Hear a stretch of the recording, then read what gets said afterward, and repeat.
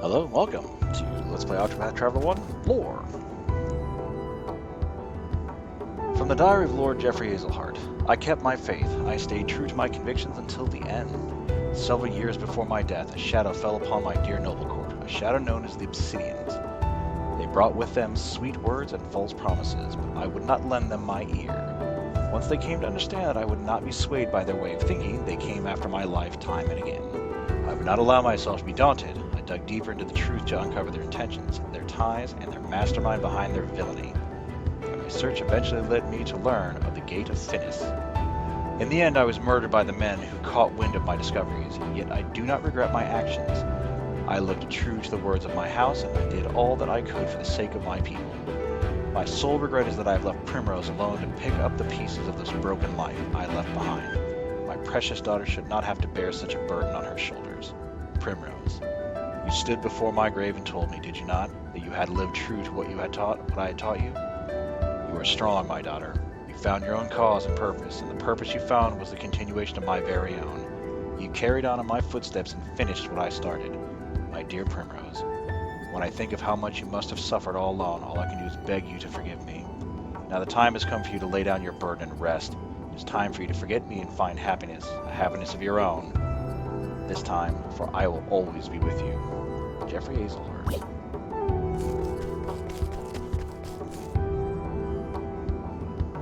From the Diary of Graham Crossford, Part the Second.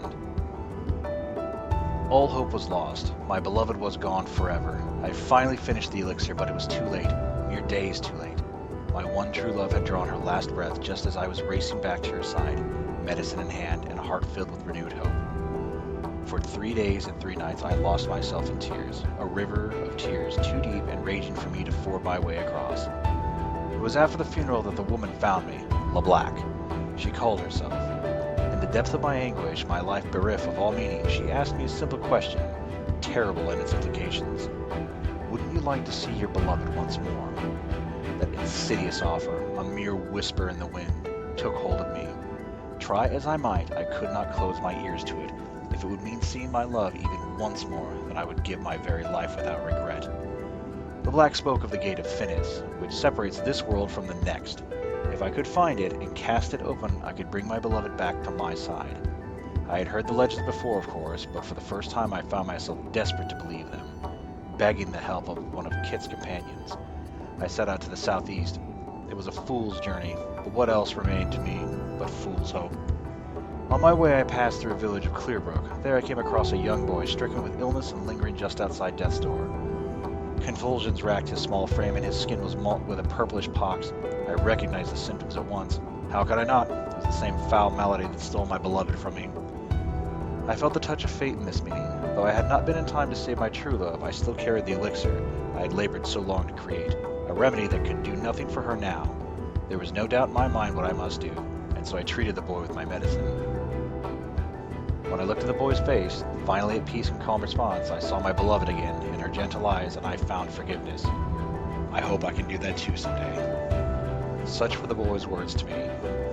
When he was strong enough to speak again, he told me that he wished to follow in my footsteps and become a great apothecary. His words were a reward I never expected. In that moment I felt as though my journey was perhaps not a fool's one after all.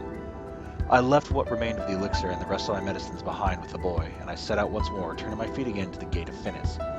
Little did I know that I was making the greatest mistake of my life.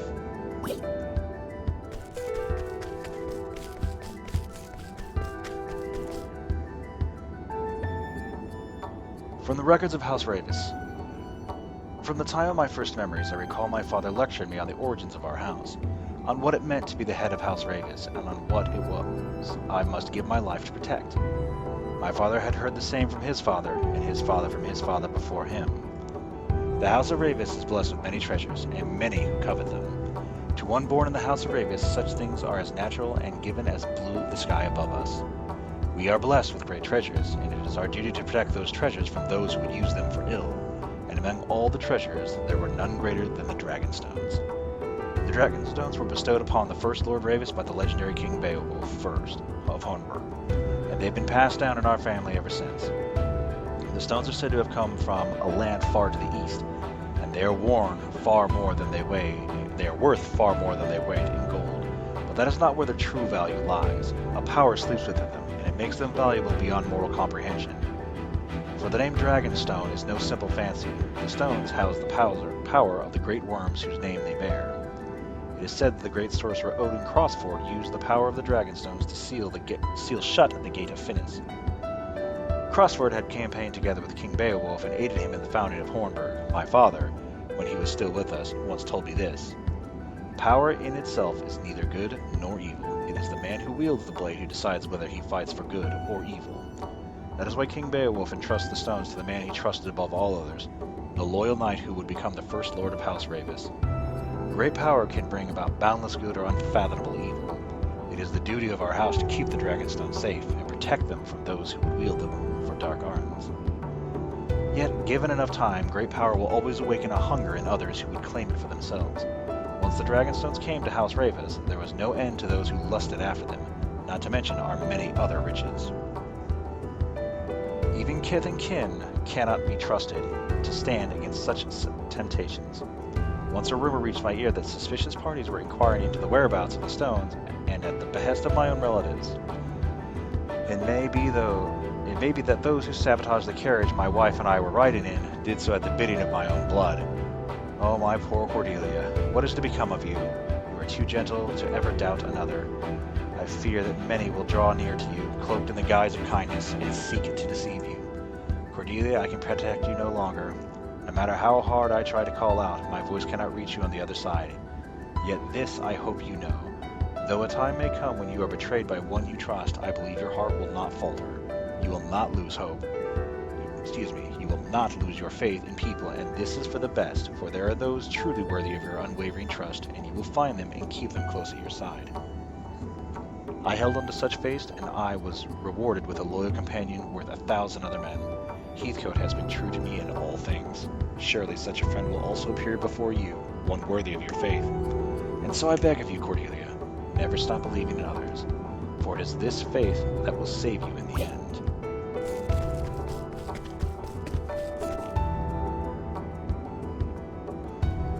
How could I have been so wrong? From the Diary of Graham Crossford, Part the Third. How could I have been so wrong? All I thought of was bringing my beloved back to the world of the living. When LeBlanc told me such a thing could be done, I was all too willing to swallow her pretty words. The moment that I arrived before the gate, I felt a finger of ice run along my spine. Even if my mind had been too slow to recognize it, my very body was repelled by that gate, or more precisely, by what lay beyond it. While I struggled to catch my breath, LeBlanc sketched out a magic circle on the ground with practiced ease. As she traced each twisted line and rune, her hand never faltered. How many times must she have prepared for this moment in her heart of hearts? It was at that moment I realized just how she had longed for this moment, how fiercely she desired to see the dark ritual to completion. Only by this ritual may the gate be opened. It will not be pleasant for you, but you must bear it if you wish to see your beloved once more. So LeBlanc spoke as she led me to the center of the magic circle. As she began the ritual, the first thing I felt was a great pain that struck my entire body at once. It was followed by a strange sensation like nothing I'd ever experienced. I felt myself stretching and swelling from the inside out. From the corner of my eye, I saw my own hand changing into something faint, foreign, and awful, and then the fear. LeBlanc watched my transformation with a glow in her eye. It was then I knew this ritual was not intended to open the gate and bring my wife back to me. Yes, I know what truly lies beyond the gate of Finis. That horror is what LeBlanc sought to bring back to our world, and I was to be the vessel. I would be lying if I said I had no idea this was coming. My conversations with LeBlanc had led me to suspect that this ritual would not work for just anyone. It seemed that she needed my blood, the blood of House Crossford, descended from an ancient line of sorcerers. That is why I must be the one to prevent her plan from succeeding, for if I fail, she will only turn her sights upon my dear Kit. No, that I cannot allow. So while I realized before the end what LeBlanc intended, I continued to accompany her in the aim so that I could see the truth of the ritual for myself and foil it however I could. Little did I know I was dealing with a power far, far beyond any mortal's control or conception. I felt my own sense of self growing faint and distant as something else entirely filled me. I resisted it with all that I had but that presence, To that thing, a being like myself, a fragile human spirit, could be crushed as easily as an insect beneath your heel. Then, just before my mind completely consumed by the darkness, I saw the smiling faces of my wife and son one last time. I screamed. The memory of my wife gave me the power to resist at that last critical moment. I imagine LeBlanc herself did not think I would ever strike back at her, but I had already grown far stronger than I had been as a man. Even when I only managed to land a single blow to her, it cut her deep. She staggered back and the ritual was interrupted. This is my chance. All I need to do is chase after her as she flees and cut her evil at the root, bringing everything to an end. That is what I must do. Why am I? Where am I going? Why am I turning into something else, something less and less human? And so I wander the land without aim. There are periods of time I cannot remember. I come back to myself surrounded by destruction. No memories, but I know it was me. These blackouts grow more frequent. They come for me now. No, stay your hand. I am no monster. I am man. I am man. I believe Raham is the one that turned into Red Eye. Or at least that is the allusion, or alluded to. For the Diary of Matthias, prophet of the accursed flame. Once I too believed in the teachings of the sacred flame. I led the people in its light as a servant of the church. No one could have doubted that I was anything but a pious believer in those days. And when I look back upon it now, it all seems so painfully foolish. When was it that I first began to doubt the flame? Perhaps it was after I met LeBlanc. But no, that was but the catalyst to what was already growing within me. Even before LeBlanc appeared, those feelings had taken root in my heart. The small village whose church I had been appointed to was destroyed in conflagration, started by a capricious strike of lightning. The flames spread before we knew what was happening. Before we knew it, we were engulfed in hell's fire. Countless were lost to the flames, even the innocent young children who I had loved so dearly. They had committed no sins. They did not deserve to have their flesh seared and their bones turned to ash. So I prayed to the flame. I prayed and prayed that their lives would be spared. Fool that I was. Even after they were dead and gone, I believed that if I prayed hard enough they might return to us, that a miracle might occur. And so I offered up every scrap of faith that I had until at long last I realized the truth. Believing in the sacred flame and praying to it would not bring about a miracle. And if my faith could not bring that about those, and I loved, succored in our time of greatest need, then it was worthless. It did not matter to me if the power I needed was forbidden. I would use that power for the force of good and bring about miracles. That was the true faith to which my eyes were finally open. It was not something I had been tricked into by another. I had reached enlightenment. It was only fitting that such a revelation came to me, the one true Savior.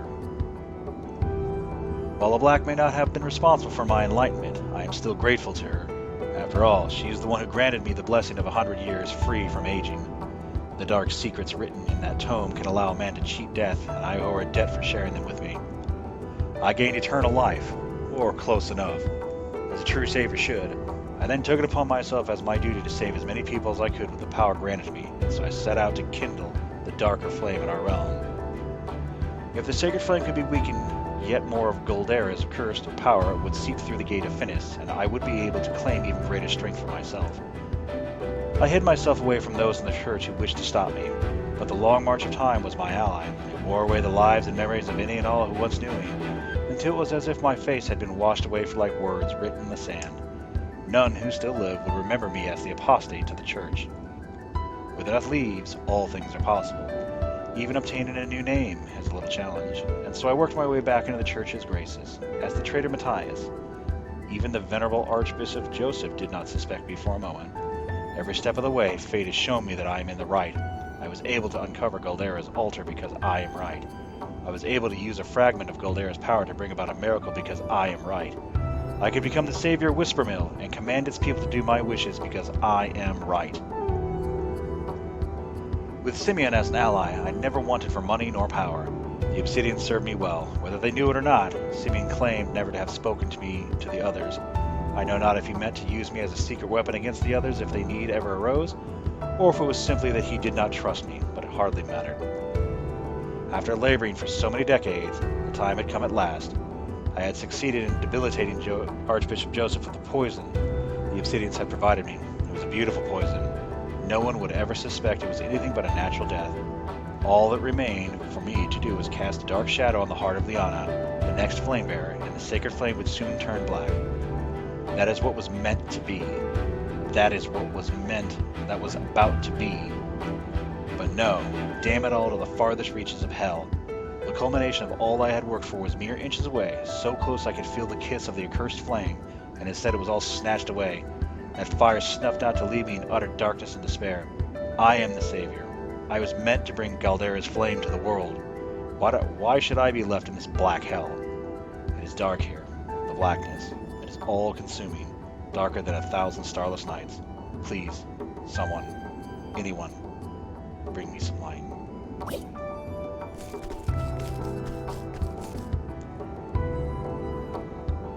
From the diary of Headmaster Yvonne of the Royal Academy. It was 15 years ago when I first learned of that tome. The headmaster's chair was but a dream to me in those days, when my prize student Lucia brought a young woman to me. The woman told me that I was best suited to the position of headmaster, that there was no knowledge, no position that should be off limits to a man of my ability. And so she taught me many things, one being the existence of ancient tomes containing the long-forgotten secrets of old. There are several volumes of forbidden writings in Atlasam's great libraries, and no eyes but the headmasters are allowed to look upon them. The tome in question is one of these. It is the last extant tract of the legendary sage known as Salomon, whose name lives on in history through the land of his birth, the kingdom of Bernstein, has long since been forgotten. Long has it been said that he who can decipher its true meaning will obtain power over even life and death. The current headmaster is not worthy of such knowledge. What he lacks in intellect only pales in what he lacks in character. I cannot depend on him. I would depend on you. She wished to decipher these secrets of the tome and share its knowledge with the worthy alone. Thus a great scholar was needed, one who would be able to fully understand the arcane truths within the tome. The doddering fool who now serves as headmaster could never do such a thing, but a genius such as you, Yvonne? Surely you, of all scholars in the realm, are up to the task. Yes, that was how she persuaded me.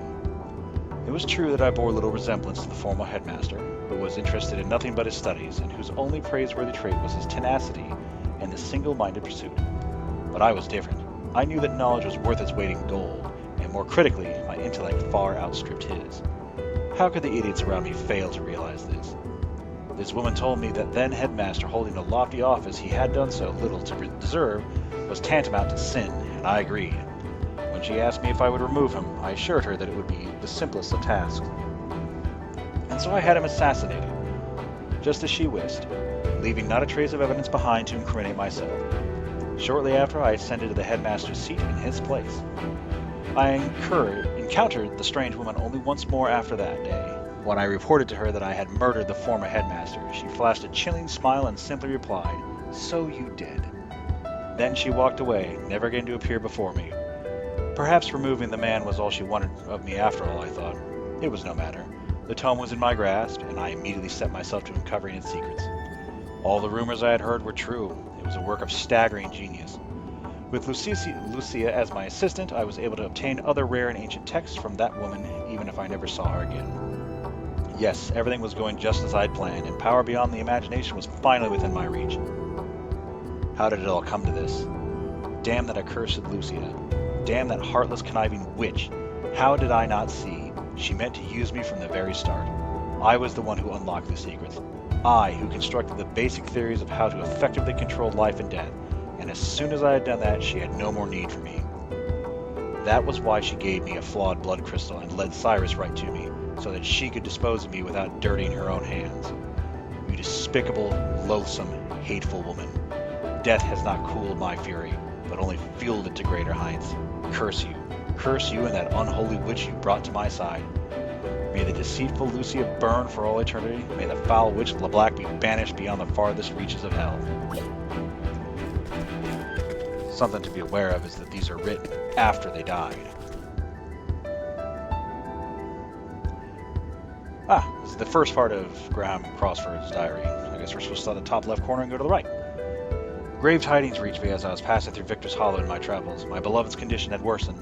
I knew my journey must be brought to a swift conclusion lest I be too late in the end.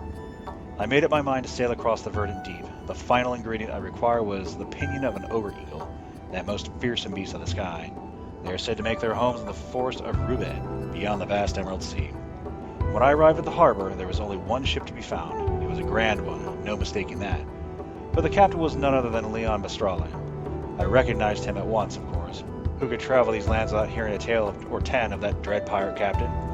The very mention of whose name would set even the bravest sailor's heart pounding and palms sweating. Yet I found the mountain himself to be quite different from the one spoken of in legend. Captain Leon Bastrale stood at the helm of a merchant trader, which was preparing to hoist sail at the very moment I came upon him. I told him of my haste and implored that he let me aboard. I'm afraid I just don't let anyone aboard my ship, he told me. And I felt as though I was being put to some kind of test. It was clear this was a man who did not easily place his trust in others.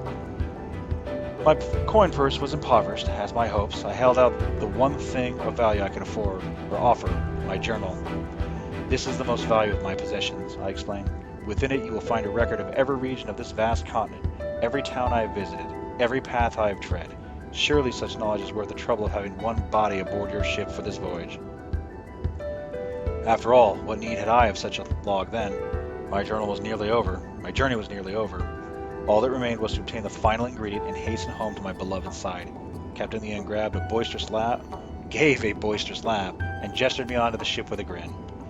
You have me believe the leaves of that old book are more valuable than the leaves in my coffers? You must have had quite the journey. I wouldn't mind hearing about it, as you swab my decks. As the ship tossed about the stormy sea, my thoughts drifted ahead of the winds to where my wife awaited me. I could see her face in my mind so clearly that I felt as though it was only minutes that we had parted, not countless moons, and I prayed that the flame would guide me back to her while the gentle smile still graced her lips. It's almost finished at last, my love. Pray wait for me just a little longer. I know not what has become of my journal since I parted ways with Captain Leon, but looking back I am relieved that it left my hands when it did. Surely it is better that my final entry ended with some traces of hope rather than the bitter pain I would eventually find at journey's end. And for the final. From the records of Lord Werner of Riverford, Hornburg will fall. I still remember her smile as she said those words. It was a score of years ago now, mayhap more. A simple sellsword I was then when she came to me with a sack full of leaves and a dark promise in her eyes. She knew as well as I did that I had far greater aspirations than selling my sword for coin. But coin would have to be a start, and what a start she offered me. Not only the leaves to free me from another man's employ, but as much as I asked for to invest in my plot and establish the connections I would need. The life I'd always dreamed of was finally in my grasp. I could use her. I could use her to get all that I'd ever wanted, or so I thought. And so I took the girl up on her offer and began my plot to bring down an entire kingdom. I would need men if I were to accomplish anything, so I created my own sellsword company, the Black Brotherhood, I called them. I spent 3 years doing nothing but gathering information on Hornburg, then using what I had learned to begin to systematically remove any obstacles that might stand in my path. I used the girl's connections to make my company of sellswords very much in demand in Hornburg. I took the worst of the lot, those with no scruples and nowhere else to go, and made them out to be bandits and thieves. I set these villains to attacking the borders of Hornburg, and then my Black Brotherhood would turn them back. It was quite the performance. Other armies didn't stand a chance at beating us to the site of each battle. The skirmishes all took place far from the heart of Hornburg. We knew ahead of time exactly where they would happen, since the foes we faced in those battles were in fact our own men. It was an easy feat to give the appearance of a crushing defeat. Through this farce, the Black Brotherhood won the hearts of the people living in those borderlands. Ingraining myself with the families of these borderlands, I used their introductions to buy trust among many powerful houses of Hornburg. The tales of the Black Brotherhood had spread throughout the realm, and by then, and used that woman's money freely to strengthen my ties to powerful men within Hornburg and without. Still, King Alfred was well beloved by his people and his bannermen. It would be no small feat to win their hearts away from him, in which case things would become much easier if he were simply not in the picture. Hornburg would not last long without the people's love for their liege binding them together, and so my eyes landed upon Erhard, who held a bitter hatred of the king within him.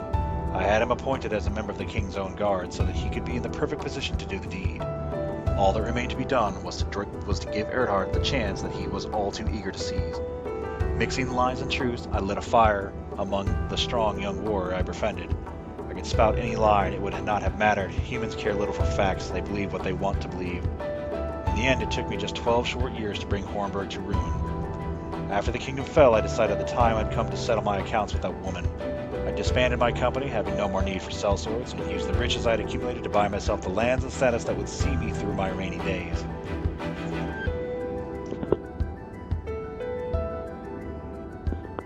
To tell the honest truth, this was not easy. I could have gained even more had I remained at that woman's side.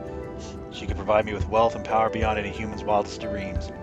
But to pursue this any further would be madness. Perhaps I was already mad to serve so long at her beck and call to bring down a kingdom. She was beautiful. There could be no doubt of that. But did I desire her even for a moment? No. For within that attractive trapping was evil, pure evil, intent on bringing humanity to ruin. If a man dared touch any part of it, his own flesh would rot and fall away. She was a lethal poison. She was a witch. And so I cut myself off from her entirely and did not look back.